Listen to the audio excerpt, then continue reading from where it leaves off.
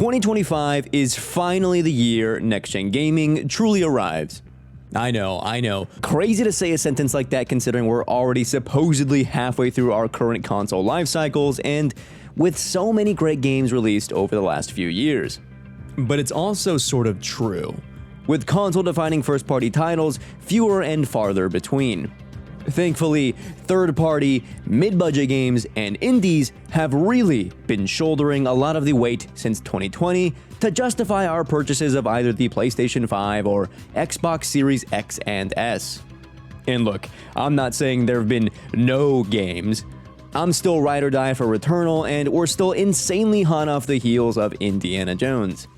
But that there's just less games fully leveraging the new hardware, let alone incentivizing you to spend hundreds of dollars on the box if you haven't already. Luckily, it seems like that's no longer going to be the case, with plenty of incredible looking games on the horizon for our respective hardware. So, if you're anything like me and were sort of uninspired by the library of console-defining games up to this point, we're going to go over some of the most exciting games in 2025 that truly and finally ushers in our latest next-gen era.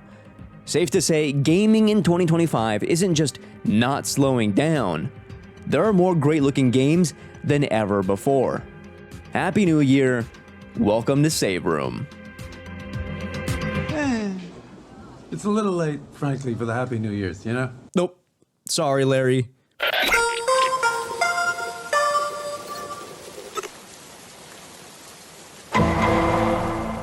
Quick disclaimer, we're only going to be looking at games that have current release windows in 2025. Yeah, I know it's exciting that we have huge games coming down the line. Hey yo, new Naughty Dog IP? Our focus is going to be just on this year. And since we still don't know when GTA 6 is releasing, only speculation, don't expect that to show up in this video. I will admit though, GTA is going to be absolutely massive for next-gen gaming since Rockstar are actually wizards when it comes to development. How does Red Dead 2 still look that good? Anyway, let's look at some exciting third-party games.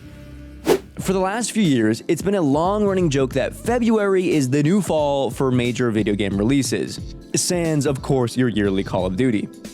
2025 is shaping up to be no exception. On February 28th, Capcom continues its renaissance with Monster Hunter Wilds. And judging from the various trailers and our own editor's hands-on time with the game, it's looking to be one of the biggest and best entries in the series yet. But what makes Monster Hunter truly next-gen this time around isn't necessarily graphics or high frame rates. Rather, the systems around each individual hunt that make for emergent gameplay. The dynamic weather system looks absolutely insane, transforming the terrain of the locale you're exploring in real time and forcing you to make drastic changes to your hunt, as monsters with individual AI react and respond to changing environments accordingly. And real time really is the key word here, with quests beginning seamlessly as you encounter beasts out in the wild. Add to this an ambitious story, and you've got the recipe for one of the most exciting co-op games of the year. While Capcom thrives, Ubisoft, on the other hand, has sort of struggled. In February, questions of Ubisoft's future will finally be answered once we get our hands on Assassin's Creed Shadows. I'm not a huge Assassin's Creed guy. At least, not anymore. In fact, I think recent AC games have fallen victim to the pitfalls that is AAA bloat, leading to a game that is less focused despite its broader appeal. And for a long time, AC Shadows was looking to be another game in that ilk. So why is a new entry in the series on this list? In short, polish. Thanks to a last-minute delay, Shadows is looking less and less like yet another underbaked entry and more like the clear, refined promise of what next-gen Assassin's Creed is supposed to look like. And it better be, because there's a lot of pressure riding on this game. Thankfully, I think Ubisoft is finally taking the right lessons here, specifically learning from Star Wars Outlaws' rushed release and how that not only impacted scores but sales and impressions of the game. Sometimes it really does pay off to eat extra costs up front by giving your devs more time during those last few months of development. That's sort of when the game really comes together anyway. But what's really going to matter here is how impactful the mechanics of Naoe and Yasuke feel and how engaging its combat is. Nail that and you're on your way to another compelling Assassin's Creed entry. Not to dig up that tired and misquoted Miyamoto line, but like, maybe a delayed game is actually eventually good. Completely and utterly out of fucking nowhere comes From Software to flex how ambitious they've gotten as a studio over the last few years. And thank God for that, because they've consistently made some of the best games in the industry. So let's talk Night Rain. Elden Ring, co-op, roguelite. Need I say more? Like Monster Hunter, I don't think next gen is demarcated here by graphics. In fact, I think it's good the game looks pretty much the same as the base version of Elden Ring. After all, it's their art direction that has always mattered most. Instead, next-gen gaming in Night Rain looks to be similar in design to that of Erdtree, refining Souls mechanics in bigger, richer, and increasingly more creative ways. It really is such a welcome surprise to see FromSoft's current development philosophy in action. To think that they'll now have released what is essentially 4 different titles in 4 years is astonishing. Unprecedented even in the current landscape. Really, this is all I want out of AAA next-gen gaming. Experimentation within new or established IP to produce mass-appeal titles at a significant fraction of the cost by minimizing development time and developing within specific scales/scope. In this regard, FromSoft is truly spearheading what I want out of a healthy games industry, and Night Rain is looking to truly embody that sentiment. In short, it's an exciting time to be a From Software fan. But what about first-party titles? Games made for our specific boxes that we hope become generation-defining experiences. In that regard, it's also an exciting year for both PlayStation and Xbox. No matter what Xbox does, it always feels like they're rolling a boulder up a hill with every new release to prove they too can produce quality first-party titles. Come February, Xbox Game Studios will have to prove yet again they're on the right track with the release of Obsidian's Avowed. And I'll admit, actually, how many times have I admitted something in this video? It's a little tough to parse out feelings for this one. It's hard to position a new RPG, let alone a fantasy RPG, when you still get comparisons to Skyrim based purely on aesthetics and setting. And especially in a post-Baldur's Gate 3 world, the expectations for quality within the genre are just going to be at an all-time high. In short, there's very little room for error here. But what we do know is that Obsidian's quest writing is one of the strongest in the genre. Pair that with polished combat and a handcrafted world, and you've got a winning formula. At least, hopefully. Bottom line, it's going to be massively important for Xbox to continue its first-party momentum, hot off the heels of the widely acclaimed Indiana Jones game. Indeed, it's a huge year for Obsidian with not one, but 2 separate titles in the same year. Outer Worlds 2 looks massive. Not to be hypocritical here and compare with Bethesda, but one trailer in and already it's looking like it's got the edge over Starfield as the sci-fi RPG of next gen, albeit with a different tone. And like the narrator says, and more graphics? It's not necessarily the graphics that make Outer Worlds 2 the next gen title that it is. Rather, how well and seamless traveling between these incredibly striking areas will be. And with an array of cool weapons and gadgets, this is shaping up to be well worth checking out. One I certainly didn't even see coming. Really, it's a big year for Xbox. Beyond their Play Anywhere initiative, it's titles like Doom the Dark Ages and South of Midnight that's really going to push their library toward the breadth they've been so adamant in achieving.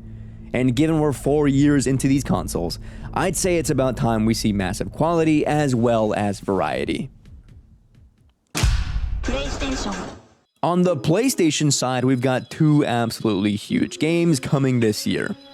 It's not technically a first-party title, but it is a PlayStation exclusive.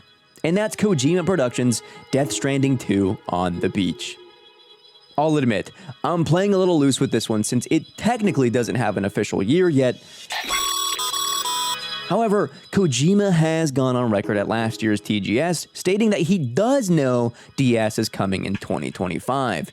He just can't give a proper date yet. So I'm operating under the assumption it'll hit this year. Death Stranding 2 looks amazing. And I actually in part mean that graphically this time.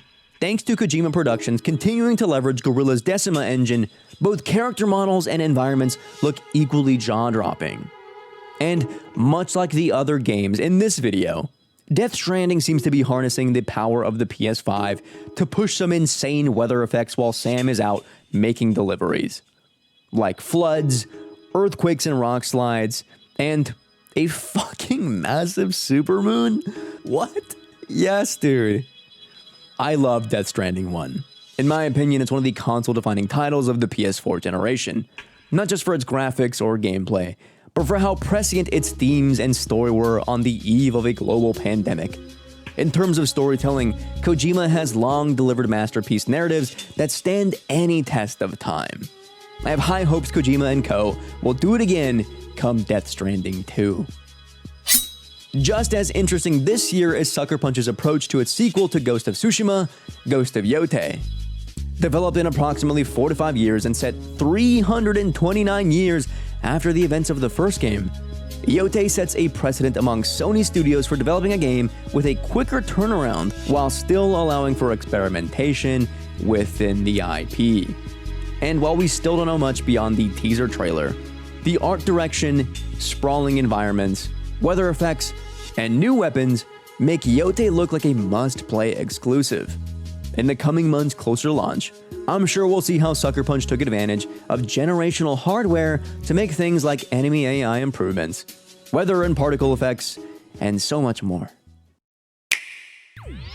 Okay, real quick, it's worth mentioning that Switch 2 is set to be revealed pretty soon here, and with new hardware comes new software. I won't put any stock on whether or not we're getting a new 3D Mario game or that revolutionary new Mario Kart soon after the console's release, but what I will say is that Nintendo is one of the industry leaders when it comes to creativity and IP experimentation. And as an enjoyer of cool video games, it's hard to not be excited. So, here's hoping we get Metroid Prime 4 in the launch window of the Switch 2. Call me crazy, but as nice as it is to get those super pretty, polished, graphically impressive AAA games, for me, it's actually the mid-budget titles that are often some of the most exciting games of the year. And I think that's solely because mid-budget titles get to operate in a fiscal sweet spot. They can do the cool partnerships or experiment with more niche genres while still leveraging a fair amount of development cost without totally breaking the bank. I will admit though, and this is like the fourth time I've admitted something in this video, the range for mid-budget can be a little amorphous. But with AAA costs, and inflation, am I right, fellas? So high, it isn't a huge stretch to say that mid-budget titles probably range as high as $30 to $40 million per title, and that's including marketing costs. Nevertheless, there are a ton of cool games coming out that might just end up being some of this year's best.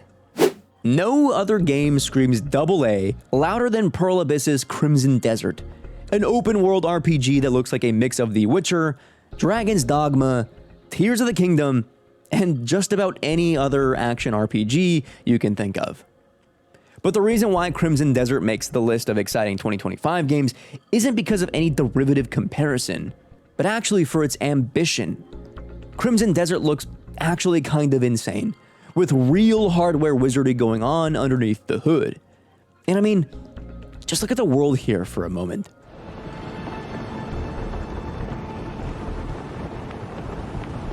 Supremely massive without any graphical compromises. Wizard shit.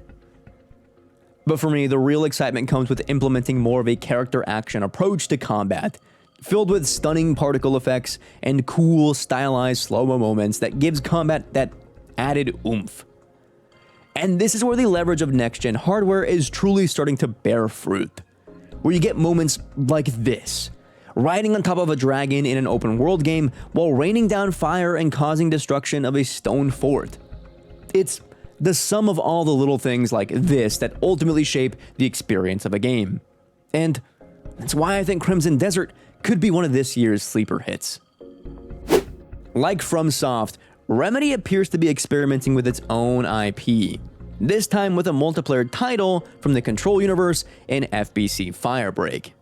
It's a huge left turn, not just because of its shift to first person, but for its multiplayer genre. But I think that's why the premise of the game is so exciting. In the era of live service games that play things too safe in an attempt to cash in on trends, Firebreak seems to emerge in this space without any sort of identity compromise, all while seemingly keeping the one thing other successful live service titles developed their game around: fun. If there's anything the games industry needs more of, it is and forever will be good, weird, fun, interesting titles. It's what keeps gaming so interesting as a hobby and as an art. Here's hoping Firebreak ends up another delightful surprise. Just a few years after the Game of the Year winning title that was It Takes Two, Hazelight Studios is back with another co-op game in Split Fiction. And if you thought It Takes Two was already insane, then just listen to what game director Josef Fares has to say about their next title. Let me tell you this, get ready for a ride. Hazelight are among the cream of video game creativity, and Split Fiction seems to lean further toward their design philosophy of fun by constantly introducing new gameplay mechanics. Whether that's Tron bike races, riding dragons, or I don't know, man, doing something with these weenies. And as impressive as some of the environments look, which I don't want to undersell, they do look super detailed and much bigger than some of the settings in It Takes Two, I think Split Fiction is continuing to embody something that's been missing in the games industry for a bit. Casual fun with compelling mechanics. I mean, it's one of the reasons Astrobot resonated with so many people last year. We thought games like this were of a bygone era we just wouldn't get back. It's nice to know they aren't going anywhere. Because, let's be real here, we definitely needed more of these. On the reverse end of casual fun is Rogue Factor's Hell Is Us, a third-person action-adventure game that demands players meet it on its own terms. Not unlike one of the most popular games of last year in Helldivers 2. Hell Is Us is all about player immersion, opting for environmental communication instead of an artificial map or quest markers. In other words, you have to pay attention to the world and people in it in order to figure out where to go next. While this design isn't anything necessarily new, it is increasingly less frequent in modern gaming. The result is a game that hangs just outside the zeitgeist that has contributed to what I'll call gamer malaise, an increasing feeling with gamers that modern titles just aren't fun anymore. With Hell Is Us, it seems like the more friction it creates, the more immersion and fun we'll find. And I think it's games like these that'll make the industry all the more stronger for it. Okay, while I understand smaller titles and indie games may not contribute as emphatically as AAA titles to the notion of next gen, there are a ton of games that I think will make 2025 yet another unforgettable year in gaming. So, here's a quick montage of some of the games we have to look forward to.